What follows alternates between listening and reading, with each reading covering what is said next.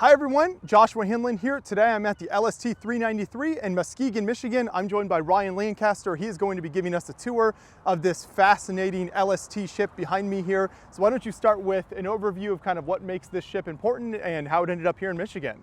All right, well, I will give you sort of like we used to say Twitter or the X 140 characters.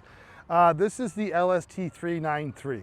She was built in Newport News, Virginia in 1942, and she served during World War II. She's a landing ship tank LST, also affectionately known as a large slow target. But what makes this very interesting for this ship, and there's lots of reasons, but the first one I would like to mention is of the 1,100 of these that were built, of these Mod 1 LSTs, they were built during World War II. There's only 2 that are left in military configuration right now. So one, ironically, is really only 7 hours away from us, which is in Evansville, the 325. What makes it even more interesting for me as a history guy is that both these ships that were in World War II were also at D-Day. So this is a historically important ship. And so the next question usually people ask me are like, why the heck is it here in Muskegon?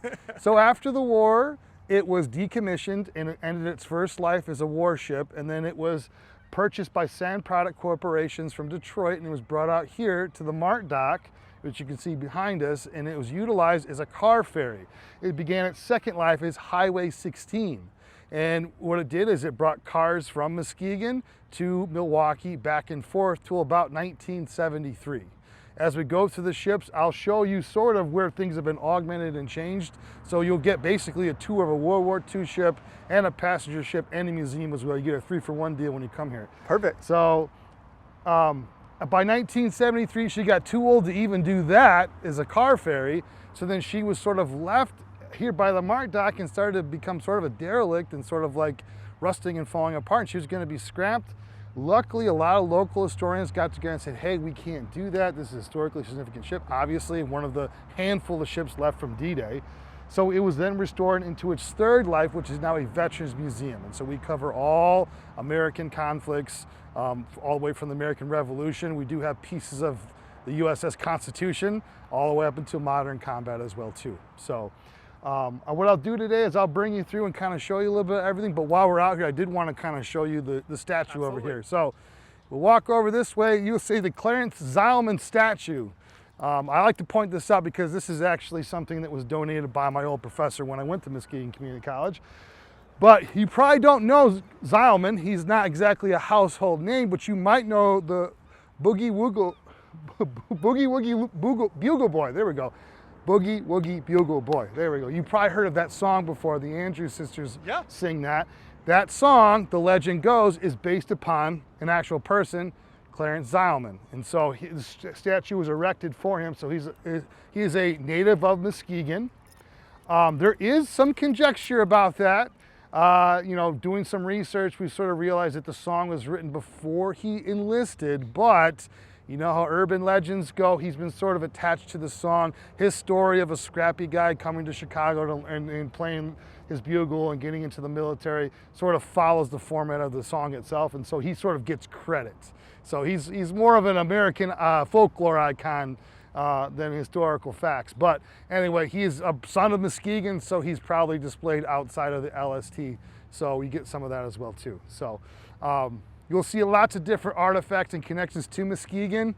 I kind of urge a lot of your viewers, if they are local or if they have any connections to Muskegon, we're always looking for artifacts and stories about, any conflict, but really, obviously, this ship itself and D-Day and World War II in general. So what I'll do is I'll bring you through the ship. We'll go to the front, which is sort of, at the first time going through, it's kind of like I would say, not a religious experience, but almost a spiritual experience, like getting that feeling of what it would be like coming out of these ships. So, you can see these giant kind of cargo bay doors as we approach the ship here. Yes, and so they were soldered shut and welded shut, during its time as the Highway 16, and they were reopened and pulled apart in, I believe it was 2007. So it's been in this configuration ever since. So we'll take the plank here. I will stop to mention, part of this tour too, you're going to get yourself an additional museum tour. This here is, to my left, is the PBR, which is a patrol boat river. This is from Vietnam. This is the Operation Black Sheep Historical Museum, and it is just the ship itself. They are a veterans organization, and they go through and this is a ship you can get a ride on, and they'll take you around Muskegon Lake, and they do a lot of fundraisings for veterans organizations. So if you want to schedule that, the information is located outside the ship, or you can call us. They have their own website as well too. So it's a good partnership with us because, you know, as we start to age our veterans out a little bit, we have less World War II, we have a lot more Vietnam vets, and so I really think it's important to highlight that and show them this stuff. So, so anyway, this is the entrance here to the LST, and you know, these are very unique, and I'm not an engineer, but the basic way I can describe it to you is we sort of stole some of the engineering and architectural designs of, like, say, a submarine. So it has a ballast system because it was meant to shore itself, beach itself, and then get itself off of shore because it was dropping off stuff. Usually tanks, that's where it gets its name, and we'll go through and see other things like you've got those ducks, basically those trucks that look like boats. We also had some Jeeps we'll bring through and show you as well too. But overall, and of course troops, and they'd come right at the front here. And again, I sort of like, you know, I can imagine, you know, in Sicily or Salerno, wherever they're beaching or landing, coming out of this and just seeing, you know, this untamed wilderness, or, you know, in the middle of a giant international conflict, must have been very harrowing for a lot of these young men coming through. So, but yeah, we'll walk through the museum here. We'll start in the front. Are the cargo doors still operational today? They are not, no. They are sort of stuck in that position. We do have, when you walk in here, that's basically where you would be stationed. Up over here will be, you have sailors in there, and they basically would have a little green light or red light to let you know when you could come through. And so a lot of the apparatus has been pulled through. You'll go through the ship, you'll notice today, it's very hot in here. It was definitely, it was not designed to be a museum. They weren't thinking about that, especially after the Highway 16, they ripped a lot of ventilation out. So I will bring you through some very exciting things we've been doing, including the restoration of some of the ventilation systems, which haven't been used in over 50 years. Wow. So I can show you and show you some of that. So I can't believe they didn't think about turning this into a museum ship. I mean, how considerate. Exactly. It wasn't part of their plans. So as you walk in here, this Jeep here was donated. It's on loan by a local collector. It's hard for me to show you here, but if you look underneath, there is a Ford logo on this Jeep. These are created and manufactured by Ford. And what makes this unique is because, hey, the U.S. government found out that Ford was using logos. Like, you can't put commercials on our death machines, you know, or freedom fighting machines. So you got to knock that off. So this one is incredibly rare because it still has that logo on it. So yeah, it's getting kind of underneath there a little bit. So, but this is an example of the type of equipment that these LSTs would have brought to places like Normandy. Yep. As we go through the ship, I will show you that we have lots of different locations. We'll have images of these Jeeps, of you know, ambulances and things like that. So we'll go through. So I guess what we'll do is we'll kind of start on this side over here.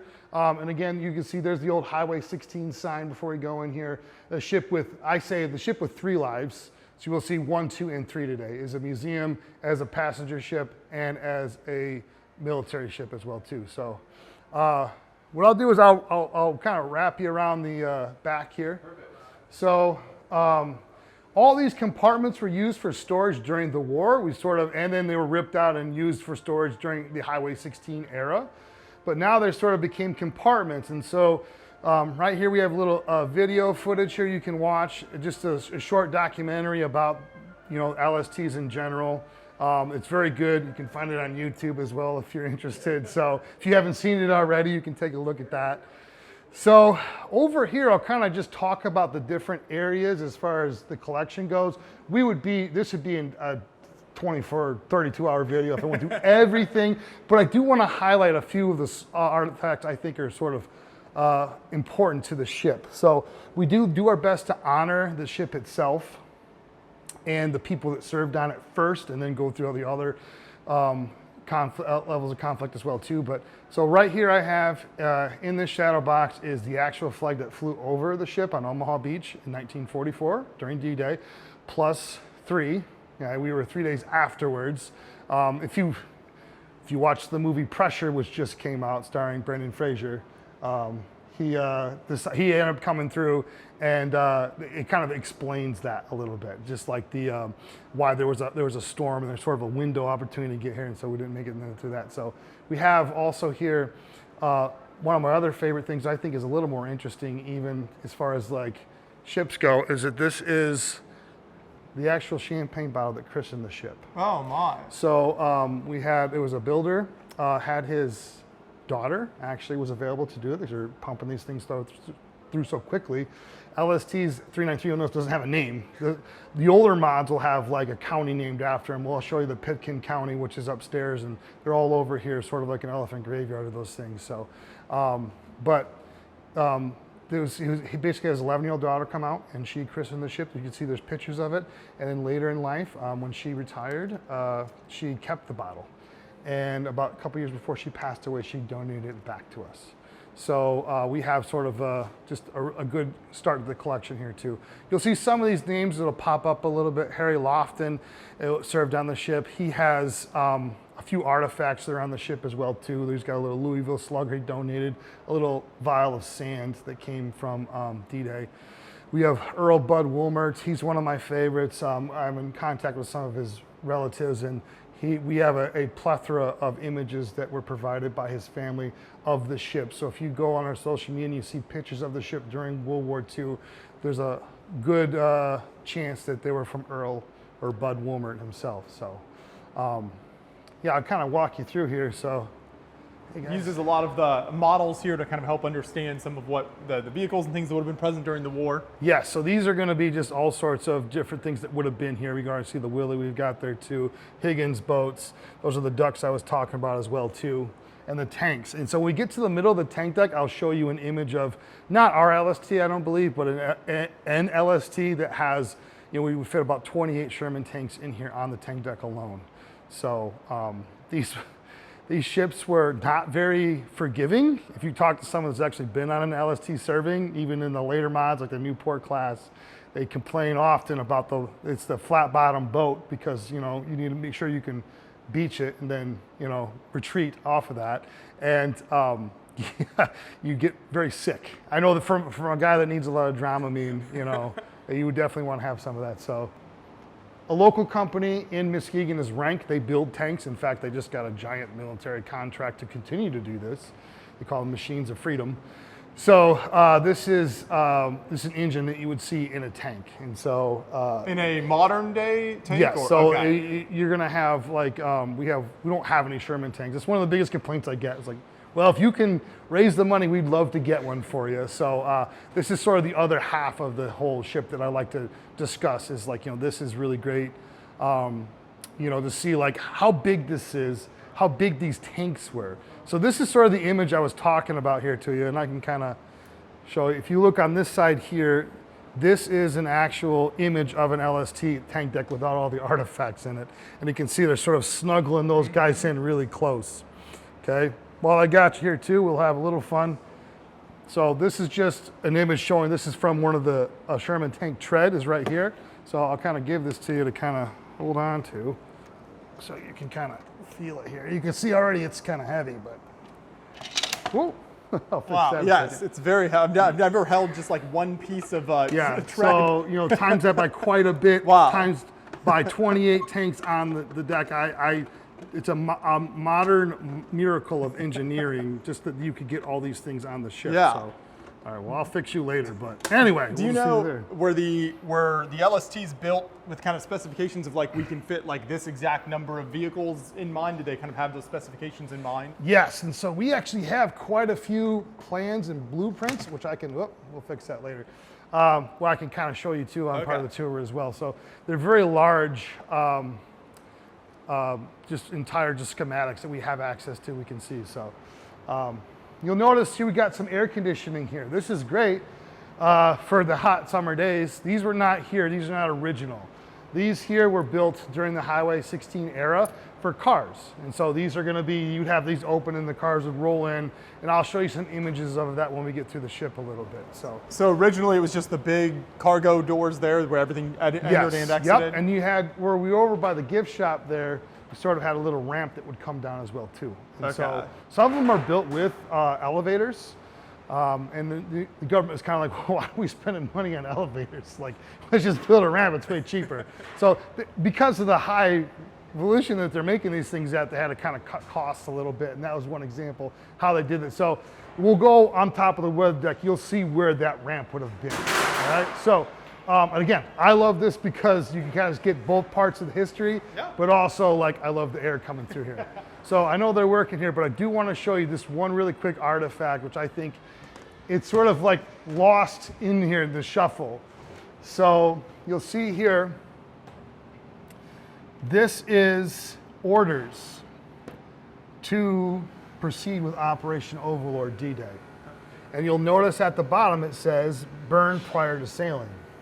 Well, when we opened up the museum in 2005, there were a few veterans still alive, and he gave us this order that was supposed to be destroyed. So to us, I think that's absolutely fascinating. Probably very few of them survived. I would, if any at all, Yeah. you know, I don't really know, but I'll tell you that like, that's one of my favorites to show people. We'll have several different orders across the ship I can kind of get you through. So, but anyway. It's great to see artifacts. I mean, obviously things like the big tanks and a lot of that gets a lot of the attention, but then smaller things like that are really fascinating. So it's good to have, when you go get a tour, you can find the smaller stuff too. So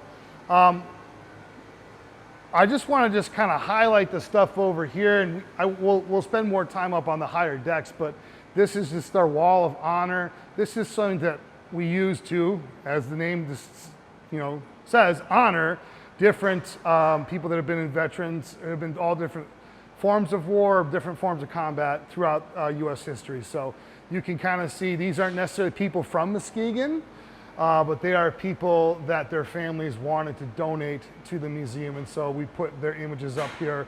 Right now they're sort of like put up as they are donated, so we don't have the best filing system right now, but eventually we're going to go through and label them all so you'll be able to find them a little easier. But you can see there's quite a few of these names up here, and so it's kind of cool to see. This is a physical manifestation of, one, the war effort that this country's been involved in for 250 years, but also is just a good screenshot of like just the people willing to donate to the museum because they care about the mission here. So I think it's fantastic when obviously museum ships preserve the ship themselves, but then you can use this space for so many kind of museum exhibits and memorials, and there's kind of so much more to it than just the actual ship. Yeah, and like I would like to mention too, because we are privately owned, you know, those donations are critical because we're not getting federal grants for anything. And so this is a ship and museum for the people of Muskegon that want to keep it here and want to honor their veterans. So speaking of veterans being honored,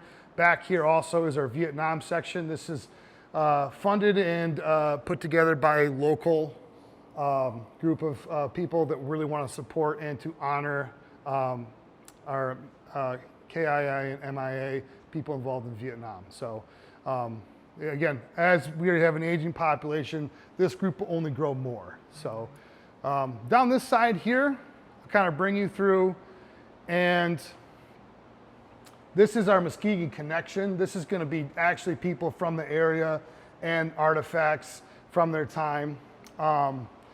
You've got a couple names, heavy hitters around town, like we've got the McKee brothers are up here. I can show you over here on this side here. The McKees are the ones that actually own the ship. They own Sand Product Corporations, Aquastar, that's a large family. This is their relatives that served in the military as well. Couple things here too is, I want to bring up to your attention is, what's great about this place is it's not just a museum. To me, it's almost like an archaeological dig. And we will find stuff that has not been seen for decades or has been lost to time completely since it happened. So one of my favorite things is a couple weeks ago, we were just digging through some shelving units, and maybe we can dig through some when we get up there today. Sounds good. And we find paper. We found some engineering paperwork from 1947 after it was decommissioned. It was just sitting in a filing cabinet no one bothered to open. So we find things like that all the time. So we're gonna bounce around a little bit, but I do wanna show you over here, I've got, you find the image here. There's always great stories here. Here's where it is, perfect, okay. So this is, we like to honor LSTs and LCIs and other vehicles that sort of were doing transportation during the war. This is the story of the 559. This is, essentially the story goes that there was a kamikaze pilot in the Pacific. This ship never made it to the Pacific. It only was in the Atlantic. It was getting painted up to be in the Pacific, actually a camouflage green. They ended up, the war ended, okay? But before that, this is sort of the log deck from 1945, April 1945, of the 559. And in this image, you'll see this is an actual hero kamikaze pilot being shot down, okay? So while that's interesting, what we discovered recently is in the back in our storage room, we discovered a shirt, and we thought it was a child's shirt. And what we determined is it actually was the shirt taken off this kamikaze pilot. We just found this in the storage area. Wow. So I'll bring you up there. I will point it out to you. So that's a callback for later in the video, so we don't have to keep running around, but I will show you that. It's just, again, people want their stuff restored and shown. We want to do that, make sure that we can honor that. So last couple things I do want to talk about is this ship, did it take on any damage? It did, but not in a way that you would want it, or well, not want it to, but like, you know, it was, yes, it was damaged, unfortunately, when someone backed up into it into port. So you can kind of see where it was ripped open. There's a great image of it right next to there too, the 393, kind of like cracked open.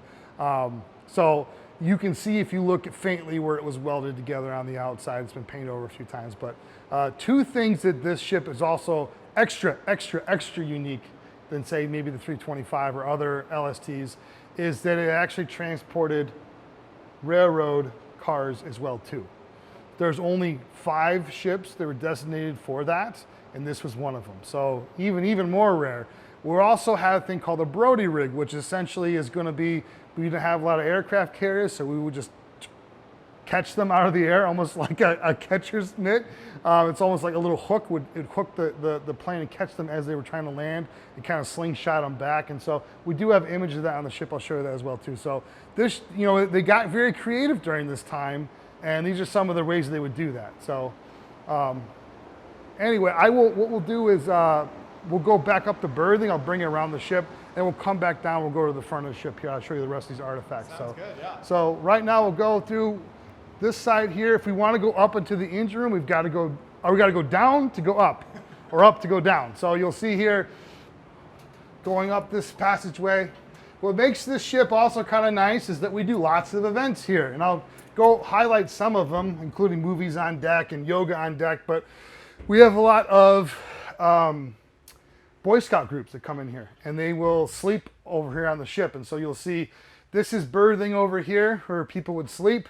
These are not original. You can see that some of these parts have been added during the Highway 16 era, and people always ask me, were people this small? No, we just wanted to have some in here so we have more racks for people to sleep in. But this would have been berthing over here, so where sailors would sleep, obviously be rotating through. This is where the grunts would be.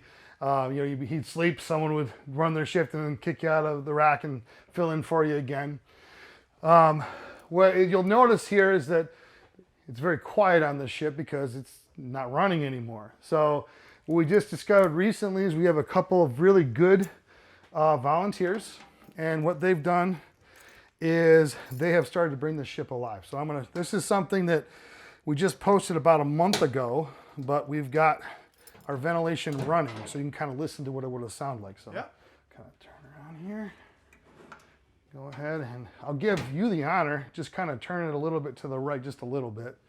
A little more there. Oh, let me get you there again. How about I didn't break it? Right there. Okay. There we go. Kind of open up a little bit. So you can listen to the ventilation system here. A lot of it's been ripped out. So, but if you come back over here, You won't be able to feel it, but you'll be able to feel it a little bit coming back.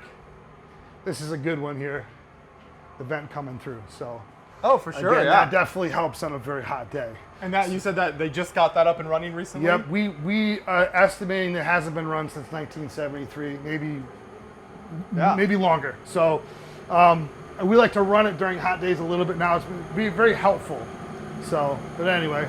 No, it's a great reminder of, you know, these ships. There's always continuing work going on for restoration and just to keep these things afloat. So that's why it's so important to support museum ships, and all of the ships that we feature on the channel are really, you know, always in need of more support. Yeah, I think a lot of times people just sort of assume, well, it's just there, it's a museum, and it just sits there. No, it's constantly trying to find ways to make her come alive. So what I do want to do is bring you down to the engine room. I'll kind of show you that a little bit, and sort of the unique setup down there.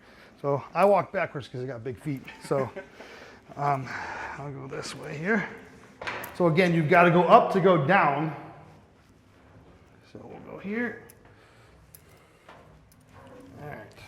Now, is this ladder system similar to what it would have been like during World War II, or has this been changed? Some of it, yeah. So you'll see these guys would have came up through here. This was added later during the Highway 16 era. Okay. So this is the good earthy diesel smell, diesel engines that make the LST run. So what we like about, I tell people about this too, is these are actually locomotive engines.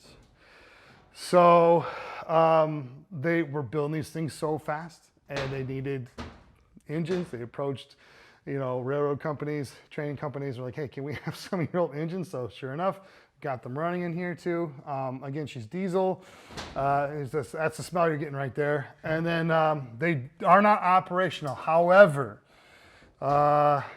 we have not. This is sort of my soft announcement to the world that your premiere here is that we think that we might be able to get them firing again. Oh, that's incredible. That wow. would be, now I'm not saying we're going to do cruises anytime soon, but I do think that we can get them firing up again, which would be phenomenal. So, yeah, that would be amazing. Yeah. So again, this is it's awe-inspiring to be down here to see all the intricacies that make the ship run. So you can already imagine how loud it would be in here. So was it two main engines? Two main engines here, then we have the auxiliary back here as well too. So this is our actual placard.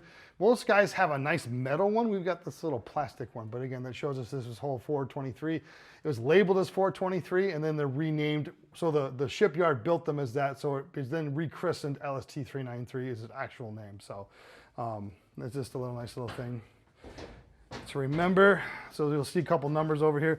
I'm going to see into the auxiliary room here, and I will say be a little careful walking through here because this is the actual DC electrical system that was original to the ship we still use in certain areas. Now we're tied to the land, we use an AC line as well too, but you know, we're actually over here. Part of that ventilation system that I showed you earlier actually runs on DC, and we actually just replaced a fuse in there. So we keep it blocked up because we don't definitely want people messing with that. But overall, you can imagine too, these things get heated up. We have water running through to cool things down. Where we were just at over here, you'll see you've got ladders over here, or stairs that are bringing you up top of where we just were. So, and again, I hate to say this. Unfortunately, I am a history guy. I'm not an engineer guy, and so we have a lot of good volunteers here that have been helping out a lot. Got a guy named Barrett West. I got to give him a shout out. He's definitely helped the ship come alive. And one of our other volunteers, Jack Walkenhorst, he is another one that's been finding ways to get these things running again. They have a love for machines and machinery and engineering, and so there's students at regional colleges in the Midwest that come here for the summer, and they're really the ones that should get the shout out for bringing the ship to life. So no, that's fantastic. It's a good time to mention that there's always opportunities if people live in the Muskegon or Michigan area and are interested in being involved. It's always great to have more hands helping out, and I'm sure you're always looking for volunteers. So absolutely, definitely reach out if you enjoy our content and you're interested in museum ships. I'm sure there's opportunities there. Absolutely, I 100% agree. If you have special talents, we would love to have you utilize your talents here. So for whatever that is. So anyway, Yeah, so I'll just kind of bring you through here. You can kind of get a good view of it. And then what we'll do, we'll continue our tour to the back, and I'll kind of show you some of the projects we're working on, because our mission statement is preserve, honor, educate. And so preserve the ship, number 1, 2, honor veterans, and 3 is educate. And so we're really focused on education the next couple of years with our program, which I'll bring you up and kind of show you that. So we'll back up here. Were the engines changed at all during its kind of post-war history, or does that remain pretty much? Those are the same engines that were here during the war. Okay. Yeah, and we actually have, of all the places in the world, we found on eBay an LST manual for locomotive engines. Like, it was made specifically for ships that had the locomotive engines, and we purchased it. So shout out again to Barrett for finding that on eBay. So you never know, there's stuff all out there all the time. But yeah, let's continue to the back of the ship here. I'll kind of bring you through and show you some of the augmented rooms that were here during the Highway 16 era. And I'll bring you up to the top of the ship as well too. So there are restrooms up here. They're displays, don't use them. There's only one restroom on the, yeah, so anyone coming to the ship, please, there's a restroom on the main tank deck, that's it. So we'll bring you through here. How many men served aboard during the war? I get asked that question every time. I never remember the number. We do have it posted. I believe it was like 119 enlisted men were on the ship, but I will verify that for you on the way back down. So, yeah. So anyway, these rooms have been added later. These are off limits, but I will kind of show you some of them that we're working on. So right now, the big thing is over here, we'll start over here. This is our classroom. These were built during the Highway 16 era. So these are gonna be a little newer, but this is our classroom. We do programming here, education stuff. I'll show you this, is that we do a thing called Battleship League.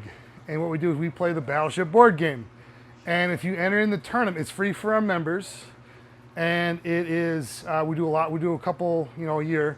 You enter the tournament, you get a free LST 393 game piece to play custom as. battleship piece. So tell you what, I'll give you this set right here. Thank you. That's very nice. Yeah, so you gotta have 2, right? You yes. can't have 1. So I love battleships. That's perfect. Yeah, so you gotta come back next time and play in our tournament. We have prizes and awards and all sorts of stuff. That's fantastic. Yep. So I do want to show you.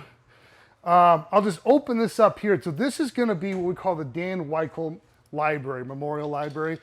We're currently working on it. So it's not maybe necessarily interesting, but I do want to show you the difference between not restored and restoring, the restorative processes we've been doing. So Dan Weichel, for those who are uninitiated, was the founder of this museum. He was one of the guys that got together in the early 2000s. He's a big supporter of veterans, and he got this museum going. And so he passed away last year, and so we wanted to honor him with having the library named after him. So we'll start over here first. We've got a couple good volunteers. I'll give another shout out to Zaz Chalupa. She is helping us with this right now. She's been spearheaded the entire thing by herself, so shout out to her because it gets a little hot back here. So this is a stateroom, but this is not original to the ship. These are staterooms that would have been here during the Highway 16 era. So you can kind of see the room itself, a little grungy, needs a little love, TLC. These are racks are added later.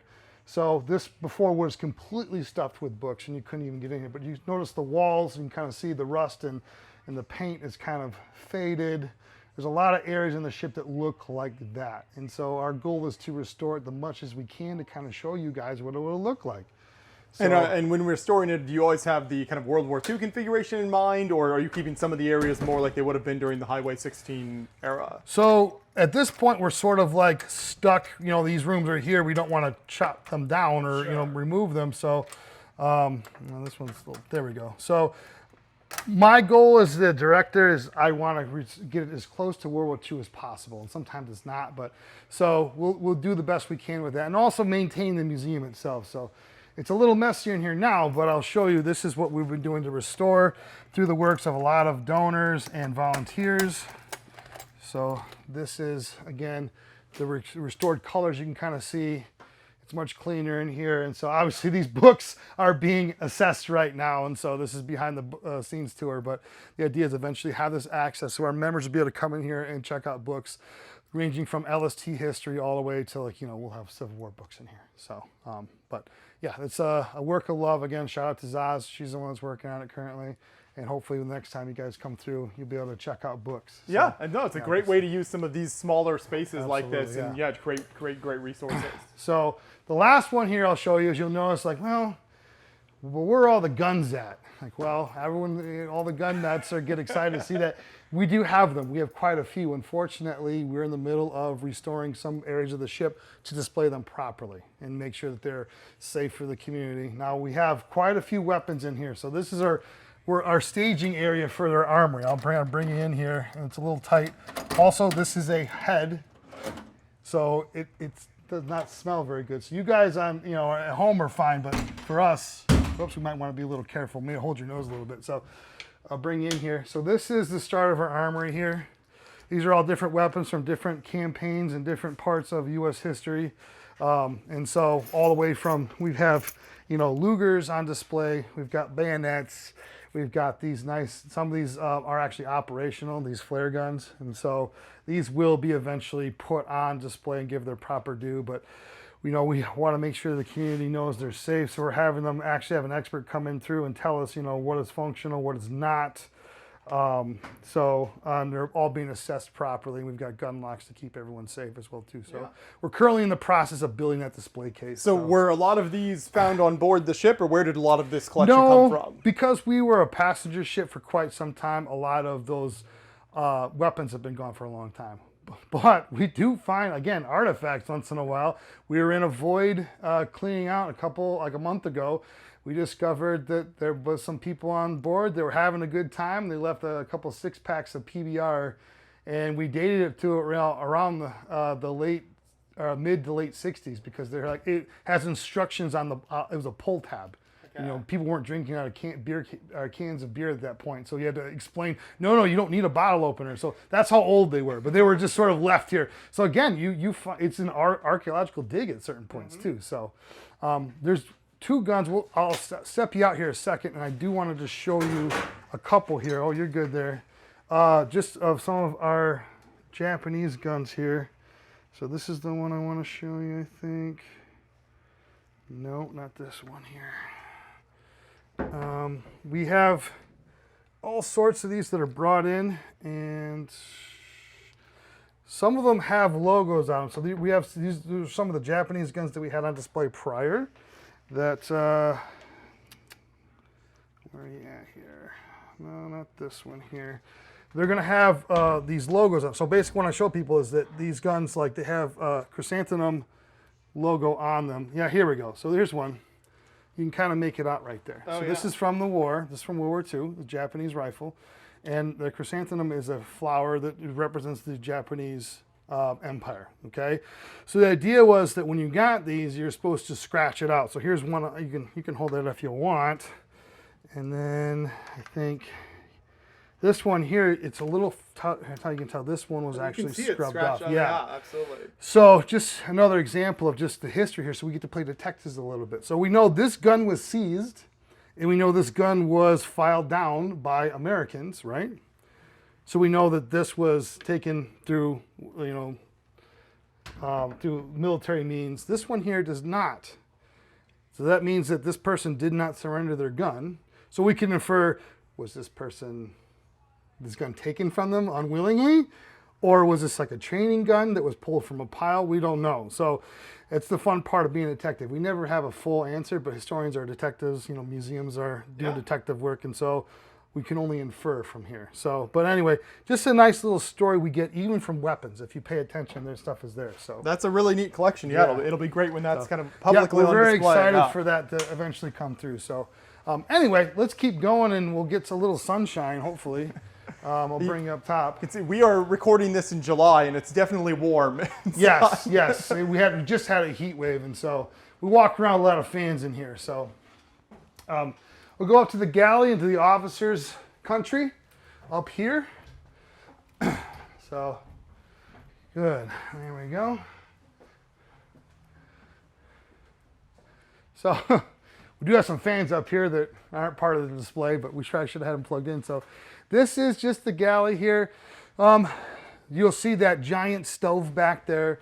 So from what I'm being told by some of our docents and volunteers who've been here for a lot longer than me, that these giant stoves were so big that they actually started with the stove and they built around it. And that's how you got the LST started, you know, which I think is very poetic, that, you know, the key to a man's, you know, heart is his stomach. And so they were trying to start making sure people are well fed. So everyone would come up here a little bit. They'd come through the line, get their chow. This is an image. This is not our galley, but it's just an image showing you what it would look like of them getting food in line. So, yeah, that's original back there. We also use it for a lot of events. We'll hold food back here as well too. But right now, is that operational at all?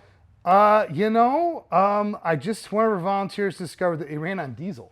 So it's diesel fuel. So then they found some diesel fuel that was connected to it. So is it operational? I do not believe so. But I mean, anything's operational if you've got the money and the skills.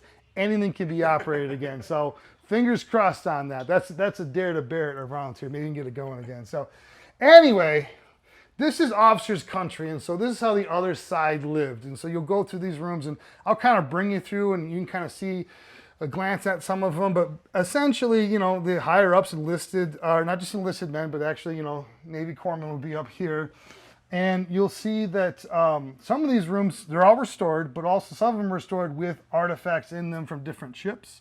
So as we go through, we'll honor some of the other LSTs that are no longer with us because, you know, there's 1,100 that were built.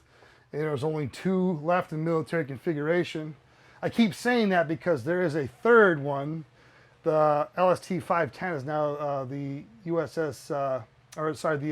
Cape Henlopen, which is a car ferry.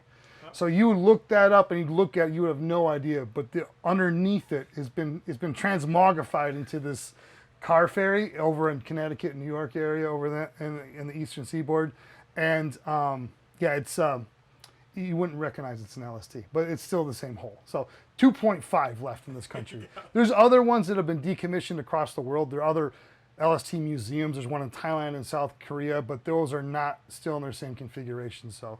And allegedly, again, this is historian me looking in, you know, this is not a reliable source, but looking through things, we've had some posts of people brought from Reddit of ships that are, there's allegedly a Mod 1 still in operation. I believe it's the 219 in China. And so it's, you know, 80 plus years old and still in military service for the Chinese government. So I've seen images of it. I don't know if it's still around, but again, that's more of that folklore and that myth that comes with you know, the history of these ships. So, but anyway, I'll keep walking you through here. They're all pretty similar, but like I said, as you go through the rooms, you want to take your time and take a look at the different artifacts that are in there. Our goal is to eventually make it look like it's lived in, but for right now, you know, you can kind of see sort of what it'll look like when they're clean. So here's another one too. We got some DC fans as well too, or this is AC. I think, but anyway, so we kind of battle that a little bit with AC/DC currents in here. So when people come and visit the ship, is it all a self-guided tour, or do you offer guided tours at all? We do have guided tours. John, we saw down there, he's our one of our board members. He gives an excellent guided tour. He has forgotten more about the ship than I'll ever remember. That's how much he knows about them. So I'm doing my best I can. So. But yeah, we have lots of good volunteers that are very knowledgeable. So here is the captain's quarters here. This is where he would be while you're on in port. When you're not in port, you'll be up in the captain's cabin, which I'll bring you up to. People say, hey, are you the captain? No, I am not the captain. There's no stolen valor there. This is Robert Krause. He is the last official captain of the LST. This was his stateroom that he stayed in. Yeah, I won't want to have any stolen valor there. So I'm just the director, not the captain. Some people do come and call me captain. No. I don't want that. I didn't have. Were there a number of captains during its service? Yes, and so we have quite a few here. You know, you've got a couple different officers that are listed here. You know, got Ben Owen here. Wasn't on the LST 393, but he was on other ones. There was there's 4 or 5 different commanders that were in here. I have to look that up again. I'm not sure off the top of my head, but more of that paperwork that I didn't mention earlier about they're kind of hiding in here. maybe not for the uninitiated, but for me, I think this is interesting because these things tell a story.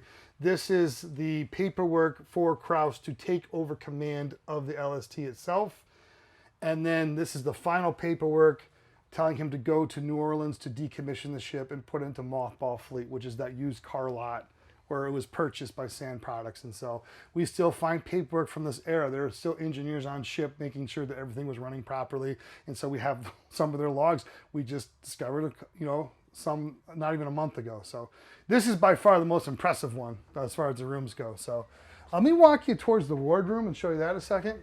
And then I'll bring you outside. We'll get a little air, and then I'll bring you through the top of the ship as well too. So sounds good. Yeah. So over here is the wardroom. This has been restored. You'll see over here you've got your pantry room here. You're gonna have, there's an image from people actually in the wardroom during the war hanging out. So I've been told that these portholes were added later. Why?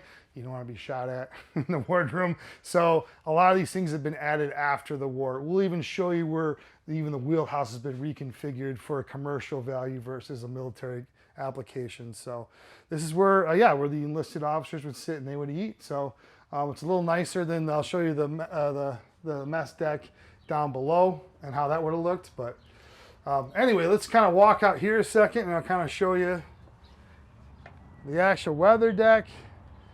You get a great view of Muskegon Lake here. So as you beautiful beach day out here. It's a good time to mention that if you are visiting the ship, you know, beautiful beaches around this area. Yes. You can really combine up relaxation and some educational ship visits. Absolutely, absolutely, I agree. So I think that you want to get, you don't want to cool down at the ship, but go on the ship then cool down in the water. So this is the actual weather deck. This is where you would also store other things. And so you'll see a lot of your Jeeps are up here, a lot of your ambulances and other items like that, or things that are being used for logistics mostly. So they would have vehicles in the below decks and up here. Yep, this would be completely filled to the top here. And we've got a good model downstairs we kind of walked past, but I can show it to you later. So again, this is, the museum functions as a community outlet too. So as I mentioned, this is yoga on deck up here. People come out here and do their yoga on Wednesday nights. You'll see that movie screen is not original. They didn't have a movie screen here, but now we have one currently because we do movies on deck, and so we'll show movies up here during the summer. End of the month we're showing Goonies, and so they're just a lot for fun. That's such a cool use of this. I mean, you've got this big open space. That's a great idea. We have a great event coordinator, Cindy Beckwith. She's going through and trying to get more events on the ship, and so if you are interested in doing a wedding, doing a concert, just let us know. We have got plenty of space. So as I mentioned earlier when we were walking through the ship, you can see right there where it's roped off. That is actually where the little ramp would go, where you'd bring the Jeeps off and on the ship. It's been filled in obviously because we want to use it for the gift shop, and we keep it roped off so we want people falling through the bottom. But at any rate, that's where you would have had that there. These railings were added later. These railings would not have been original to the ship. And so I like to walk up to the front here by the Union Jack. You can get a really good view of the city and of course Muskegon Lake behind us. You get this really unique kind of whole design with the sharp elevation here. Yes, and so I always joke, you know, this is where if you want to reenact your Titanic photos, it's perfect right here. You've got that nice kind of, you know, slope to go up on. So this makes this ship very unique. This design itself, it's just absolutely fascinating design, and I can't do it justice. There are plenty of other probably YouTube videos out there that can do it better than me, but you know, if you really look into that stuff and looking at the design of these ships, they're unique and they're very special. So. But like I said, come up here, you can kind of get a good view of everything here. There's one of our anchors, you can see. The other one is anchored to the land itself. And as you saw earlier coming in here, there's our turtle friends. You know, at one point you'll have like 80 turtles lying around here. I like them because they're like a spiritual, I guess, mascot for the ship. Unofficial, yeah. So the 1082, which is the Pitkin County, they actually do have a name and a mascot, and I can show you when we go through there. It actually is a turtle. But so they basically the totem animal is a turtle, but really later on they started calling them the Gator Navy. So they were called because the mouth opens up like a gator's mouth, and so the tanks come out, and so it's a little more intimidating than turtle. But to me, you know, these were slow. They were like tanks in the water themselves. There were not a lot that were sunk during the war, just a handful of them, because they're well protected, but also, you know, they're big, just like tanks on the water. Yeah. So, but this is a good time to mention, looking out, you see like train cars, and there's so much history in the Muskegon area. There's other museum ships like the USS Silversides in the area. So there's really a lot to check out in this area people are visiting. Yeah, as I mentioned to you before we started the interview, if you're really into maritime history, this is the place to be. We've got the LST 393 Veterans Museum. We have the Silversides Museum. We also have for non-military ships, we also have the Milwaukee Clipper. We have we mentioned the PBR down below us as well too, and then not to mention in Muskegon County alone, there's like 13 different museums, and so we're all very close connected and work with each other. So if you love history, Muskegon's got plenty of it. So. Now, would these LSTs have traveled in kind of large convoys, or what was the logistics kind of those Atlantic crossings as it was going to places like Normandy? So basically, in Normandy there were large convoys. As far as you have, destroyers around them as well.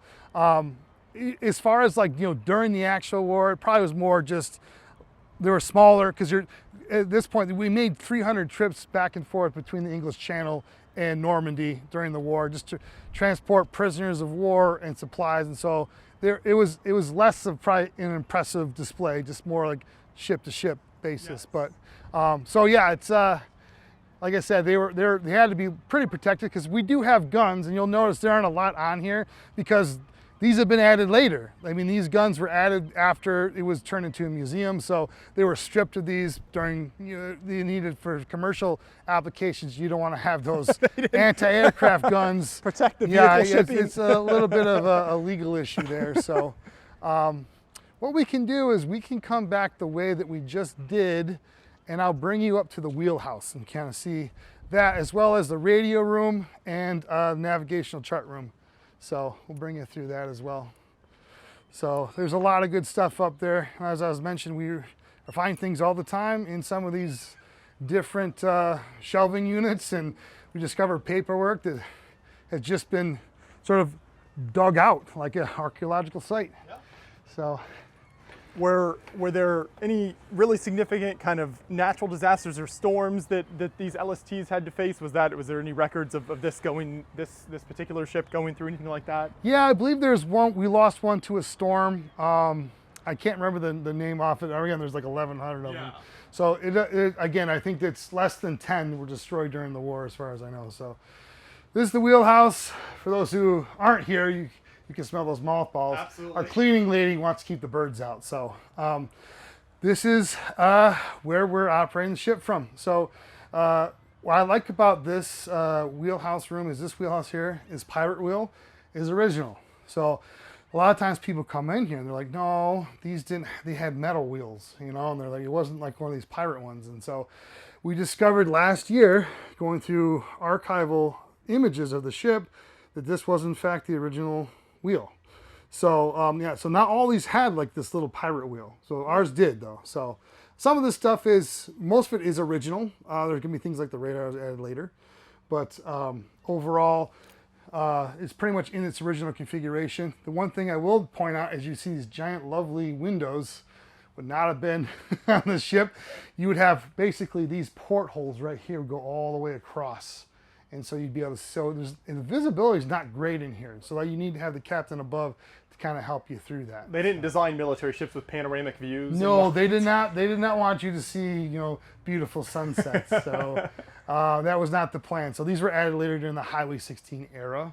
So let's go this way first, and then we'll walk around again back in here. So I'll bring you up to the captain's cabin here, kind of show you. This is the back of the ship here. This is where you would have kept these chains here, where you would have had your Higgins boats. If you've ever seen Saving Private Ryan or Band of Brothers or any other, movie. Absolutely. You've seen those little Higgins kind of come in with the and the front, it's almost like a mini LST. The front would open up and the troops would come out. There's just another example of, they would be hanging out the sides here. Most of them are gone to time. They were not, this ship was meant to last 10 years. And so the fact that it's still here has been a labor of love. So, but they're long gone. But this is the captain's cabin. It's basically storage now. But in there, this is where he would sleep when we're at sea. So the captain would be up here while they're transporting. And this is you kind of sneak over here. He kind of stands over here in front of the ship. And got a portal here for him to see, and just a good view of the ship. You can imagine crossing the Atlantic, or if you're on another ship, you know, the Pacific or the English Channel. And I don't know, for me, it's like a very emotional experience, just being like the uncertainty of war, and you know, being in a position of these men's hands are in your life, or their lives are in your hands, excuse me. You know, it had to have been daunting, and so you kind of feel some of that resonate off you when I stand up here. So you get a nice view of Muskegon now, but especially when you think about, I mean, in this time period, people did not travel extensively like people do today. So I mean, this would have been a very unusual experience for, you know, a guy from the Midwest to be going to Europe and seeing Pacific Islands and things. Yeah, I've never left my county, but now I'm going to go across the world and to take on an enemy combatant, and don't know if I'm going to come home. You know, shout out to, you know, anyone that's in military services, any veteran. So, so anyway, yeah, this is, trying to think what else up here. I would note too on this mast here, these are built in the United States. And so a lot of times this mast here is too tall to get through New Orleans. And so this was built in Virginia, so we were fine. But the ones that were built like, say, Evansville, they'd have to travel down the Mississippi or the Ohio River. And so a lot of times these were built with the mast off, and they would put it down, go underneath bridges. And then when they got out to sea, they'd bring the mast up again and they'd actually put it in place. So I had been pretty impressive. So today now with the mast, we'll throw our flags up there for special events, but also we offer a thing for members or for people that are touring the ship. You can actually fly a flag up here, and the donations go directly to the museum. So we'll leave it up there to get you pictures and a certificate with that. So yeah, we're always trying to find ways. If you do want a piece of the ship or want a piece of history or be part of it, you know, just contact us on our website. So let's go back into that wheelhouse again from the other side, and then I'll bring you through the navigation room, and we'll bring you through the radio room as well too. So now, how do you handle, obviously Lake Michigan gets a lot of snow and ice during the winter, so how does the ship handle that? The best that it can. So we are a seasonal museum. You know, we're really hot in the summer, but we're really too cold in the winter. And so you know, we have to check on the ship, you know, weekly to make sure she's good. Sometimes she springs leaks, and we got to go in, we got to make sure that we sub pump it out, and then we weld it, and so we're good. So eventually the plan is to get her out of the water and eventually put her on land, or at least put her in a shallow gravel bed or something. We're kind of working that out. You know, she's spent a lot of time in the water, and luckily it's fresh water that helps give it a little longevity, but overall we're gonna have to, you know, address that sooner than later. But for right now, we're good. You know, we got a lot of hard people working, making sure we stay above water, but for the future, we'll see. But this is our navigation room, our chart room. This is configured back to how it was during the Highway 16 era. You can see original stuff. As I mentioned already, you know, you don't have to dig very far to find original charts. We found this recently. We opened this up and found the original calendar from the last year it was in service, 1973. So again, we had some Boy Scouts that found a newspaper stuffed into a bed underneath the bed that had not been discovered. So a lot of these here, I won't open this up now, but we went through this. This has been covered, but in here are original documents from this time as well too. So the navigation chart room. This one's a little smaller over here. I'll kind of let you walk in there first, but this is our radio room over here.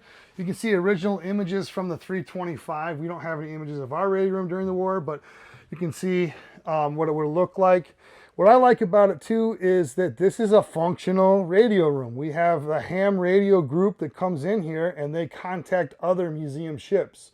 So there's a big event in May where they will sit up here and they'll contact, you know, 100 different ships during the day and make contact with them. And so it's kind of nice it's a different way to brand and market the ship through ham radio clubs, but you know, it's still operational in that aspect. So yeah, I love the number of museum ships that we visit that have those operational radio rooms like that. That's so cool that's. Yeah, I'm trying to think. I think it was the Battleship New Jersey that started that program, and we just sort of jumped on board with it. We love it.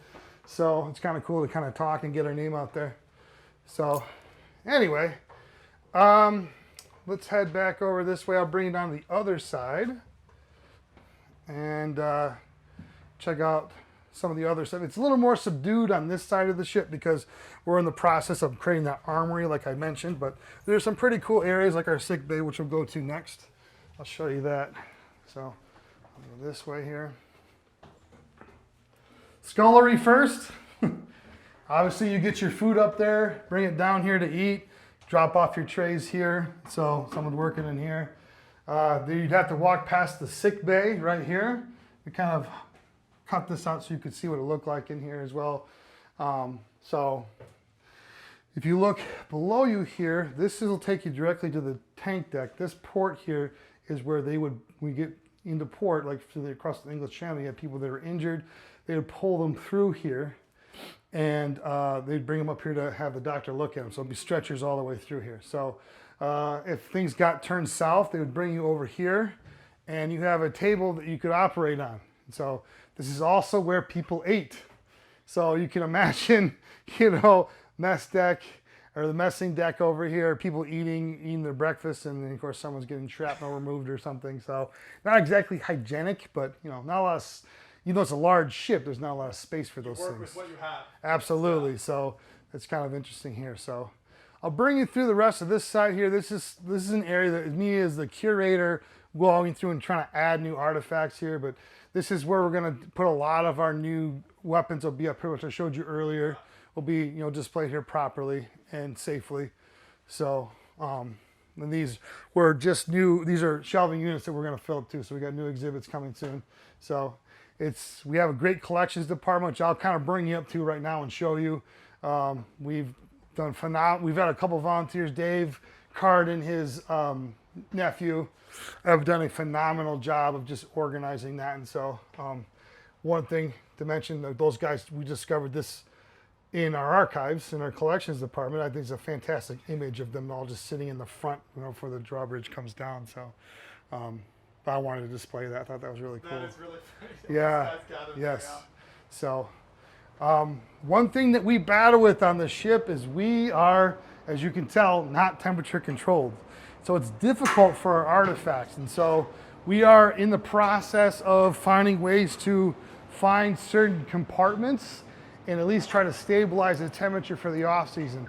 A lot of times we put stuff into a smaller room and have a heater during the winter because we have to worry about that. But you know, the changing temperatures are not great. And so I'll kind of move this out of the way here, but this is our collections department.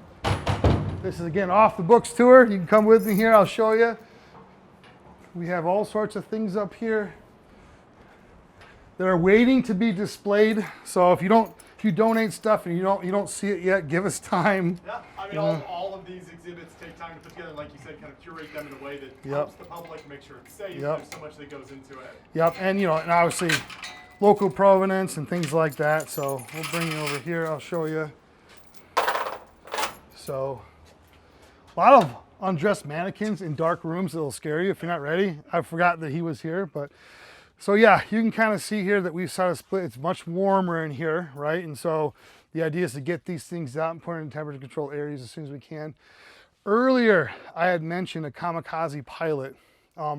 This random shirt, we could not figure out who it was. And we went in the pocket and we found a USB from the person who donated and explained what the shirt was. So again, this was a shirt from a kamikaze pilot who did not make it.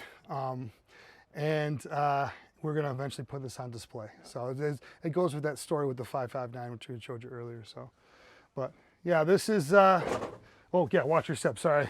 That's probably the only one you really got to worry about, but you can see this keeps going back. These are all uniforms that we've just went through and processed. And so we have plenty that we're assessing, you know, like these are new ones we've just assessed, which again, David Card, shout out to him again for doing a phenomenal job. And then we go all the way back here into, this is Dan Weichel's private collection, the founder of the museum.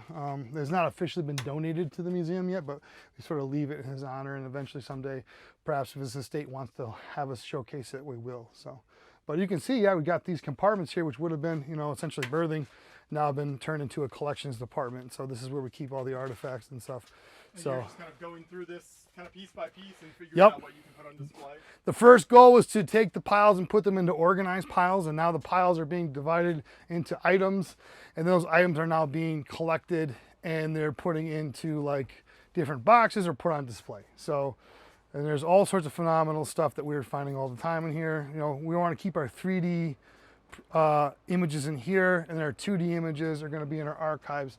That room I showed you earlier, where it has not been restored yet, next to the library, yes, that eventually will be our archives department, where if you want to look up Grandpa's photos or Grandpa's discharge papers, they'll be up there. For right now, this will be our 3D stuff up here. So, and hopefully eventually we'll get another coat of paint in here and dress her up a little bit too. So, but this is, yeah, that's sort of how the sausage gets made. That's the other side of everything. So yeah, it's really neat to see the behind the scenes, just the work that goes into preserving the ship and preserving all the museum exhibits here. That's fantastic. So before I forget, we were just talking about what the heck would this thing look like at sea. This is actually a remote control vehicle, which I think is really cool. This is what it would look like during the war, transporting stuff. You can see where there were guns and turrets are no longer there, but this is what the LST would look like its original configuration. What are those big like smokestack looking things there? Like, so ventilation too, you'll see in the back there, you've got a few as well. We just fired up those ones you can see in the image in the back. Again, shout out to Barrett and Jack for getting those going. And actually what we'll do is it'll suck all the air out of this here and kind of get the ventilation going again. We're hoping to restore some of those things. It's sort of a battle between like how much do we turn back on during people's stay where they can't hear anything, but also get the experience. So we're talking about maybe turning these ventilations back on for certain types of events or early in the day to kind of cool down the building first. So, but yeah, so this is kind of what it would look like. You mentioned there's the LST that's been preserved down in Evansville as well. Do you have kind of back and forth with them in terms of when you're thinking about like, oh, we're trying to preserve this part of the ship or work on we've been in contact with them, and so we had sort of a brief conversation about potentially working together through the larger LST organization. So that's coming down the pike soon, hopefully. Yeah. We definitely, we have to work together, we have to stick together to maintain these ships. So yeah, they're very helpful. And their ship actually moves. So if you ever get a chance, you want to actually go on one of these ships and get it moving, that'd be kind of cool. So I'll bring you to this last little compartment here and kind of show you the rest of the collection here. So a lot of these are just Army artifacts that we have on display. This is the one I like to show. These two areas here are some of my favorites. This is our home front that we are currently reorganizing, but we've got all sorts of fun stuff. And so things are being brought through all the time. Like, we discovered this is I just love this cover of this magazine. This Alert magazine is just about as masculine as you can get. A shirtless guy running out of the jungle with a gun. Looks like a comic book cover, so I just think that's great. A couple of artifacts I will point out. These were recently donated. These are dolls that were made during the war. You can kind of see a little GI, sailor, and an honor guard nurse. And so like those are made by a local girl during the war. And this is smaller here too, and I misplaced the placard on it, but I'll give you the story. You see this little blue swizzle stick there. So this is something I discovered in my desk when I first started working here, and I was like, what the heck is this? So I went and kind of dug into it. And so you'll notice that on the side it says Kilroy was here. That's a famous, military slogan of like, letting the U.S. was occupying this area, right? And you'll notice on the top of that swizzle stick is a pregnant girl. And you'll notice that she does not seem very happy. And so to me, it sort of is like, it's a dark humor of like, Kilroy was here and he left his mark, this poor girl. So, we honor veterans, but there also is the cold reality of war sometimes too is not always great. But you can see that the people that live through that also find ways to sort of find humor in those dark moments. And so it's just, to me, a very powerful image, a plastic thing that you would throw away, you wouldn't think about, but there's so much story within that little stick. So I do point that out there. So again, that probably was something after the war as like a gag gift or something, but again, there's a darker meaning to it if you look into those things. And so I just like this pinup bolt too. I think it's just a phenomenal work. So it was donated to the museum, but you'll see a lot of stuff is post-war, like 50s, but we're trying to just get as much as we can here to kind of show you that, what it would have looked like around that time. This is an elephant graveyard for a lot of LSTs. We're the only two left, and so we showcase that. David Card, that volunteer I was talking about working in collections, this is his time he spent on the LST 1082 during Vietnam. And so this ship is no longer with us, it has been scrapped, but however, he's brought us plenty of artifacts. And so as I mentioned already, you'll notice that we saw the turtles out there. Here's the Pitkin County, you'll notice has, their slogan is, "We try harder," and it's got the little turtle on top, which I think is fantastic. So good. For those keeping score at home, the Pitkin County is where is in Colorado, where Hunter S. Thompson ran for sheriff. Just a weird, some bar dollars for you there. Anyway, so no connection to the museum, but so they're all named after counties. So we have so many models, and this room here just kind of shows you sort of what we inherited this from a local collector. And we have more ships that we just inherited, so we want to kind of put them all together. But there's a little booklet to kind of bring you through and show you all these things. So, yeah, we're hopefully to add to this collection. This is our enemy combatant section. We have lots of things we're going to add, including that shirt. But you can see this is some uniforms. We're going to put some stuff over here as well too. But we've got Japanese artifacts. A lot of these were brought back illegally after the war. Victor goes to spoils. And this is our Nazi section as well too. So a lot of times, these are items you don't want running around in the streets. And so people are like, what do I do with this thing? If you are in doubt, find a museum, donate it, and versus trying to sell it on eBay. It's probably better for everybody if a museum keeps these things, if anything. So, but you can see that these are all pretty much just things that were pilfered from GIs during the war, and then they're sitting in someone's attic, and you don't want to pass away with a Nazi flag in a cardboard box and no one to explain how it got there. So again, those are things, if you feel like you need to get rid of those things, donate them to your local museum and get them out of here. But you can just imagine the amount of stuff that guys would have brought back with them, and there's just so much equipment and things.